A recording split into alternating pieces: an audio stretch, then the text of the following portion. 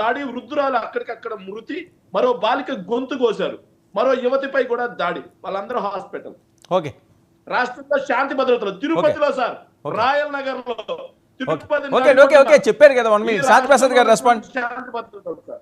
శాంతి ప్రసాద్ గారు, మనం లైవ్ లో ఉండగానే జరుగుతున్నవి ఇవి అని ఆయన క్లెయిమ్ చేస్తున్నారు. అవన్నీ పచ్చి అబద్ధాలండి. ఇవాళ తిరుపతిలో జరిగిన ఘటన వాళ్ళ పేపర్లో కూడా సార్ మీరు అడ్వకేట్ సార్, వృద్ధురాలిపై మీరు దాడి. అడ్వకేట్. నేను ఆ వార్త చదివాను, శాంతి కావాలంటే మీకు భద్రతలు. క్లిప్పింగ్ పంపిస్తాను. ఆగు శేఖర్ రెడ్డి, నువ్వు దయచేసి నాకు అడ్డం పడబాక, నా టైం తినబాక.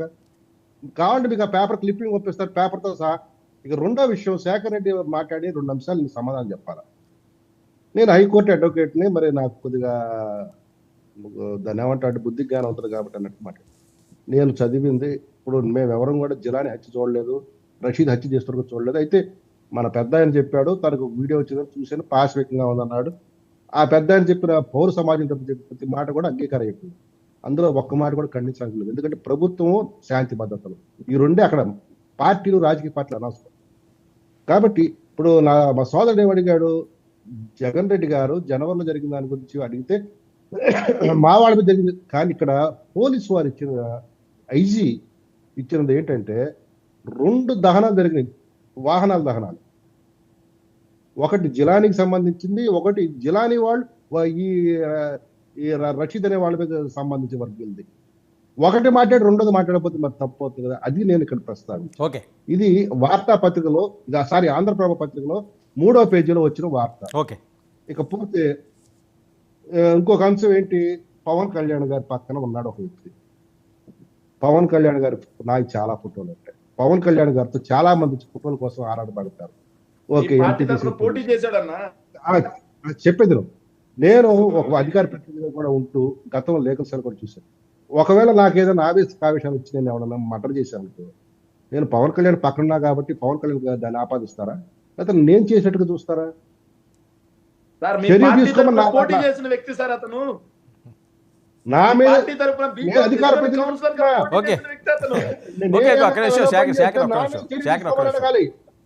నా మీద చర్య తీసుకోమని అడగాల, నా మీద చర్య తీసుకోమని ప్రభుత్వాన్ని డిమాండ్ చేయాలా?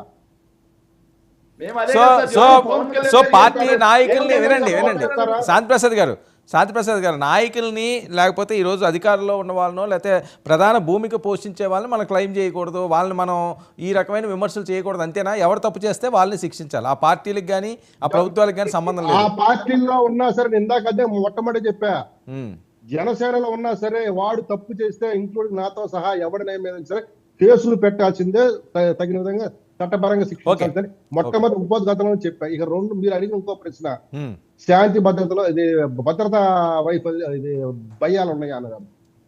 భద్రతా వైఫల్యాలు జగన్ రెడ్డికి లేవంటే, ఇప్పుడు ఈ రాష్ట్ర ప్రభుత్వంలో భద్రతా వైఫల్యాలు ఉన్నాయి అనే ఒక సందర్భం సృష్టించి పెట్టుబడులు రాకుండా ఈ రాష్ట్రాన్ని నాశనం చేయాలని కుట్ర కోసం జగన్ రెడ్డి ఆడుతున్న దొంగ నాటకం చేస్తా.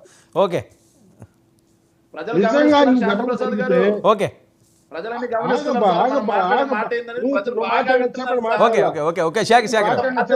శేఖర్ వెయిట్ అండి, శేఖర్ ఇంటరప్ట్ చేసేది టైం లేదు, ఒక నిమిషం.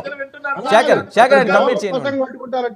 అక్కడ ఢిల్లీకి పోతే ఢిల్లీకి పోతాం, పారిశ్రామికవేత్తలు ఆంధ్ర వైపు చూడకుండా చేయడం కోసం ఓకే. శాంతి ప్రసాద్ గారు మీకు టీడీపీకి మంచి అవకాశం వచ్చింది, పెద్ద ఎత్తున మ్యాండేటరీ ఇచ్చారు. గతాన్ని ఇంకా తవ్వుకోకుండా భవిష్యత్తు ఏంటన్నా గతాలు ఎవరు తవ్వలేదు సార్, వీళ్ళు మాట్లాడేవాళ్ళు, వీళ్ళ జగన్ రెడ్డి ప్రోత్సహించాడు వాళ్ళకి, అందుకనే కదండి వాళ్ళకి ప్రజలే పనిష్ చేశారు కదా తుపాకీ పెట్టి కాల్చండి సార్. మాల ఎవరు మాట్లాడతారు సార్, గతంలో వాళ్ళు అలా చేశారని ప్రజలు అనుకుంటేనే కదా మీకు 164 సీట్లు వచ్చినాయి. ఉపేక్షించొద్దంటే చెప్తున్నారు. ఓకే, మా పవన్ కళ్యాణ్ గారు స్పష్టమైన ఇచ్చారు, మీరు ఇటువంటి ఏదో పనులు చేస్తే మిమ్మల్ని దూరం చేసుకోవడం కూడా, మీరు నాకు ఎంత దగ్గర వాళ్ళైనా దూరం చేసుకున్నా నేను. సో దీని మీద ఆయన అడుగులు ఎలా ఉండే అవకాశం ఉంటుంది మీకు తెలిసిన పవన్ కళ్యాణ్ గారు? ఖచ్చితంగా దీని మీద స్పష్టమైన చర్యలు తీసుకోమని చెప్తాడు. Right, okay. నేరస్తులైనా సరే వాళ్ళని శిక్షించమని చెప్తాడు. ఓకే. ఇక సుగాలి ప్రీతి గురించి మాట్లాడారు, నేను చెప్తున్నా ఇప్పుడు సుగాలి ప్రీతి అంశం ఇది ఒక్కడే చెప్పి ఇచ్చేస్తా. ఎందుకంటే ఆ కేసు నేను పర్సనల్ కూడా చేస్తున్నా కాబట్టి, హైకోర్టులో చూస్తున్నా కాబట్టి నేను చెప్తా. ఇప్పుడు